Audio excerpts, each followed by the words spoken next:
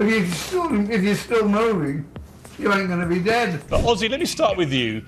How are you? You've been through all this health. It's official there. British rock star Ozzy Osbourne has died at the age of 76. Black Sabbath legend Ozzy Osbourne, the Prince of Darkness, dead. Well, I finally had my last procedure 2 days ago. I can't believe I've come to the end of it. When Ozzy says he's got a Parkinsonian tremor, he does, and he was born with the Park2 gene. I'm still back up. The main thing is over now. I'm done with the surgery, but it's been 5 years of absolute hell for me. And we do have breaking news. Ozzy Osbourne, the frontman for Black Sabbath, has died after a years-long struggle with Parkinson's disease. And the family. My family have been so supportive to me, you know. He was a madman of rock, the storm on stage, the scream that redefined a generation. But when Ozzy Osbourne took his final...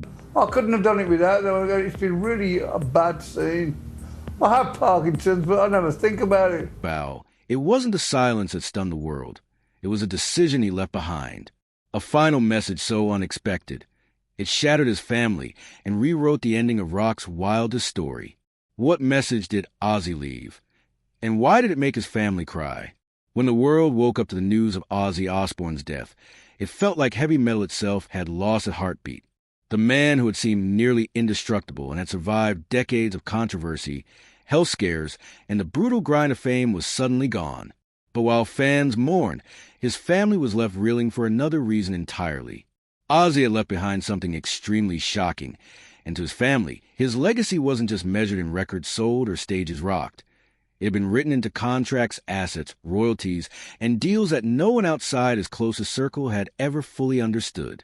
But the truth is, Ozzy's fortune is directly linked to the chaos he built, the empire he never stopped running from, and the legacy that almost destroyed him. Ozzy wasn't just successful, he was a global phenomenon. As co-founder and lead vocalist of Black Sabbath, he helped create an entirely new genre of music, heavy metal. The band's breakthrough albums weren't just commercial hits. They permanently redefined what rock could sound like, moving away from blues-based formulas and embracing darker, heavier, more aggressive themes. Their records became essential blueprints for generations of musicians who followed, and Ozzy's instantly recognizable voice became one of the most iconic sounds in music history. Even after his departure from Black Sabbath, Ozzy's career didn't slow down. If anything, it exploded. His solo debut delivered hits that proved he could thrive without his former band. And he didn't stop there. Ozzy remained at the top of the charts for decades, with singles that became radio staples and streaming mainstays. Between his work with Black Sabbath and his solo catalog, Ozzy Osbourne sold over 100 million albums worldwide, a number few artists have ever reached. And unlike many of his peers, his relevance never faded. He adapted to changes in the industry, embraced newer production styles, and constantly collaborated with younger artists without ever diluting his core identity. As luck would have it, Ozzy's effort didn't go unnoticed. He was inducted into the Rock and Roll Hall of Fame twice, first with Black Sabbath and again as a solo artist. He won multiple Grammy Awards across his career. He received a star on the Hollywood Walk of Fame, and MTV Europe honored him with its Global Icon Award, a title reserved only for artists who have left a lasting international impact. Perhaps one of the biggest accomplishments of his career was Ozfest, the metal festival he and his wife, Sharon, launched. Not only did it give a stage to the next generation of heavy music, but it also became a juggernaut in its own right, grossing over $100 million across its run. For many younger fans, Ozfest wasn't just a concert series. It was their introduction to metal, and Ozzy was its godfather. Most fans don't realize that Ozzy wasn't just a rocker who got lucky. He was a man who turned a genre into a business, a voice into a brand, and a chaotic career into one of the most profitable music legacies of the last 50 years. And although the Osbourne family had always lived large, after Ozzy's death, the full details of his fortune had not just his family, but the entire world in complete disbelief. At the time of his death, Ozzy Osbourne's estimated net worth stood at around $220 million, a figure that combined both his personal earnings and joint assets with his wife and longtime manager, Sharon Osbourne. But what's most surprising isn't the number. It's how that fortune was built. Unlike many of his peers, Ozzy didn't just rely on album sales or live shows. Instead, he turned every phase of his career into a revenue stream and managed to stay financially relevant for over 5 decades. The foundation of Ozzy's wealth began as expected, with music. From his early years with Black Sabbath to his decades-long solo career, Ozzy's catalog continued to generate millions in royalties annually. His classic albums are still streamed by millions of fans across the world. Between physical album sales, digital downloads, and streaming, the royalties from his music remain one of the biggest sources of income throughout his life. But his real source of income came from touring. Ozzy didn't just perform shows. He built unforgettable events. His solo tours regularly sold out arenas and stadiums around the globe. Ozfest quickly became a staple of the metal scene and sold over 5 million tickets across its lifespan. To Ozzy and Sharon, this event wasn't just a cultural moment. It was a major business venture. Sharon managed the logistics and branding, while Ozzy headlined many of the lineups. And together, the couple turned this festival into a multi-million-dollar machine. In the early 2000s, the Osbournes entered into a completely new financial lane with the launch of their reality television series, The Osbournes. The show was a massive hit. In fact, it's often recognized as one of the first mainstream reality series to document the day-to-day life of a celebrity family. Its viewership soared, and so did the paychecks. By the later seasons, each family member reportedly earned over $5 million per season, making it one of the most lucrative reality deals of its time. But beyond the money, the show also revived interest in Ozzy's music for a younger generation who hadn't grown up with Black Sabbath or his early solo hits. Ozzy was also very smart about licensing and merchandise, which many rock artists of his generation ignored or underutilized. In fact, he became the first metal artist to surpass $50 million in merchandise sales alone. His image was everywhere, from t-shirts to action figures, posters, Halloween costumes, and even video games. Licensing deals also extended into gaming, with Ozzy-themed slot machines and appearances in popular franchises like Guitar Hero. These deals created an ongoing stream of passive income that continued to grow even as his touring schedule slowed in later years. However, behind the scenes, Ozzy and Sharon made several real estate investments that added significantly to their wealth. The couple owned multiple luxury properties in California and the United Kingdom.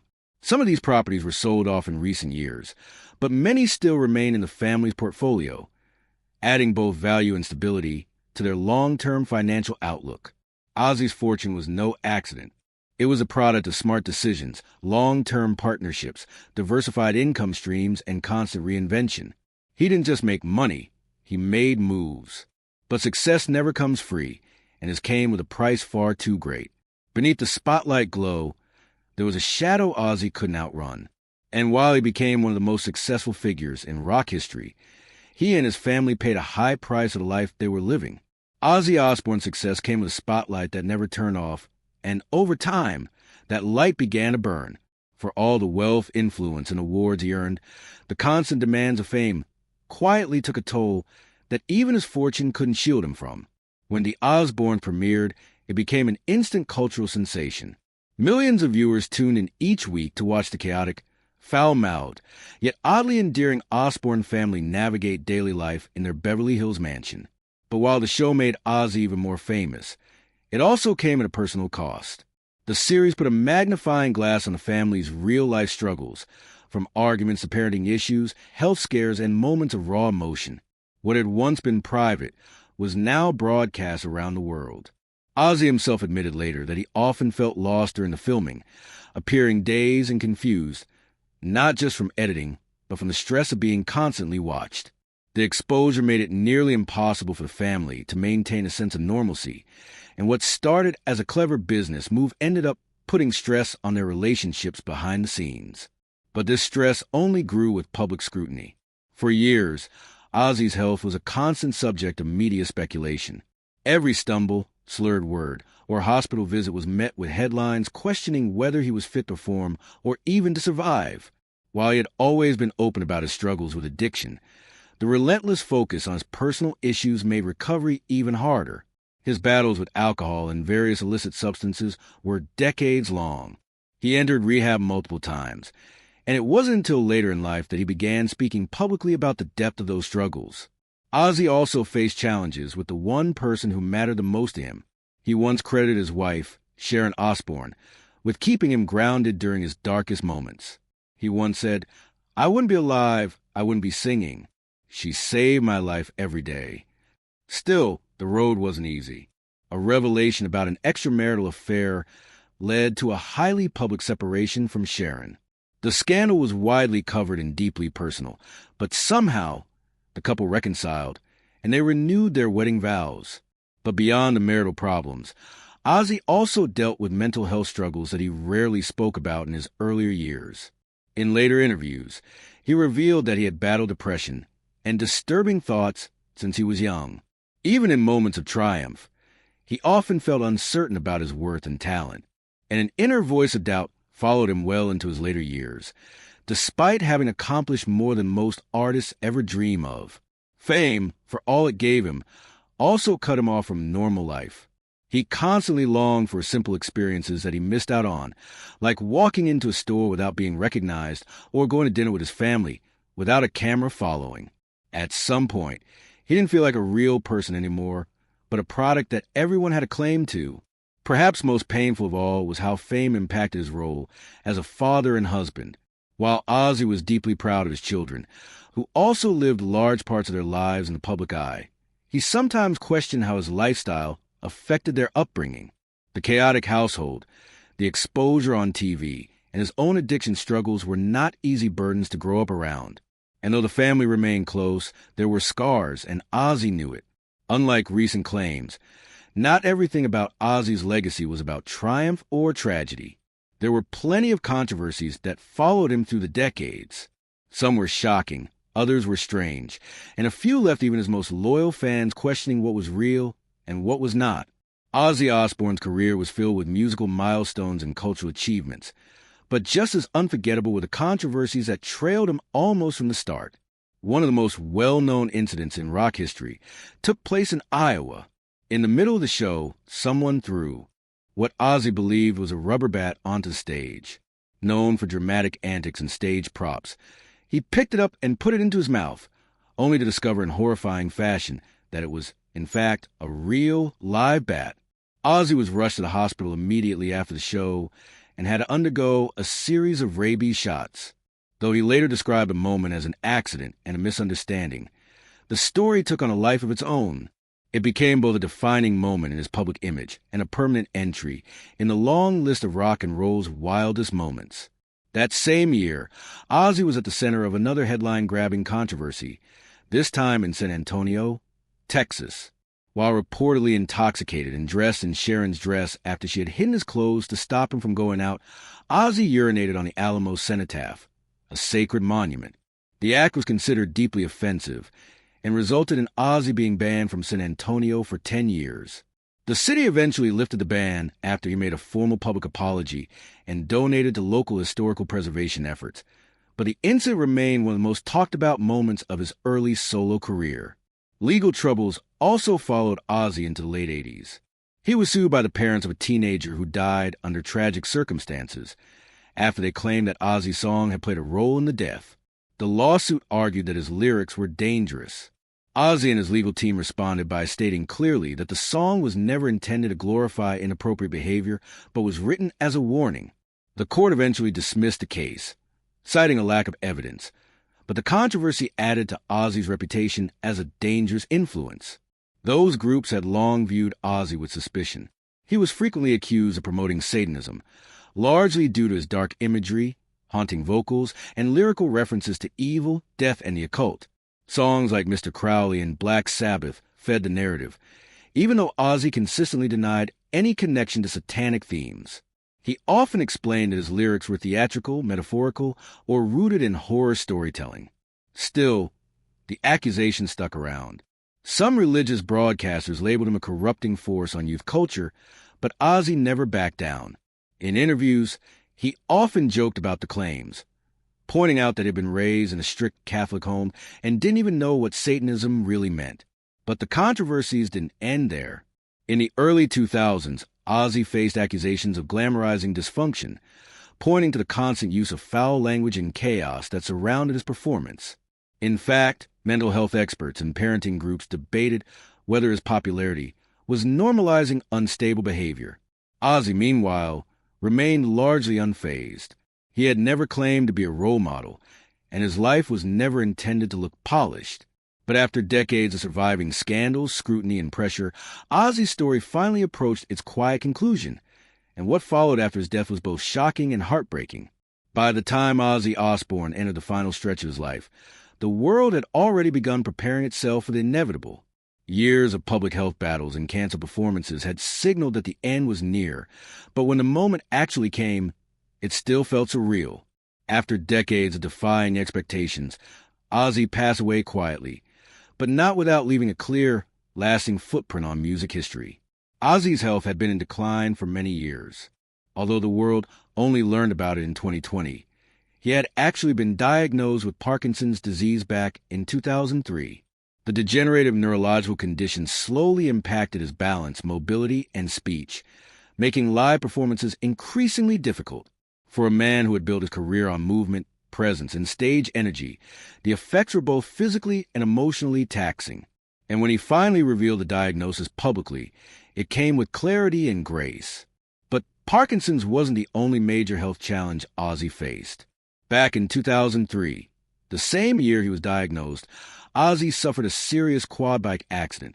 The crash left him with multiple injuries and required surgeons to insert metal rods into his spine.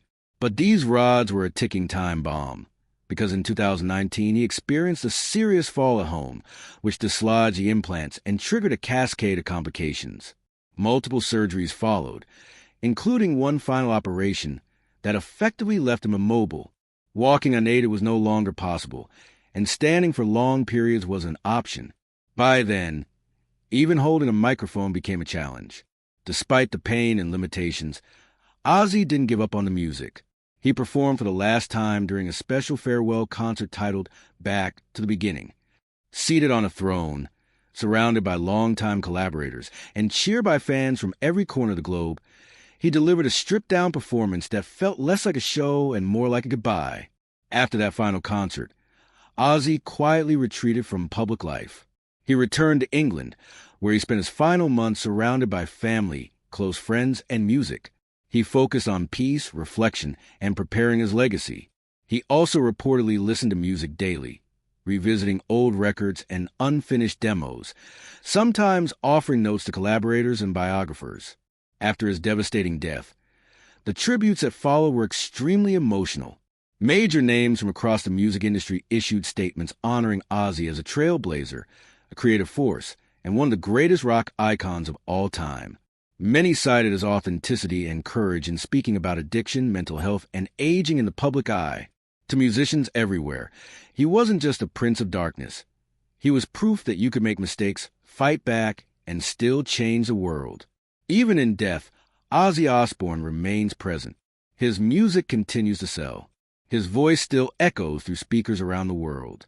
And his story continues to inspire. The Prince of Darkness may be gone, but his legacy is immortal. What's your favorite memory of Ozzy Osbourne? Drop your answers in the comment section below.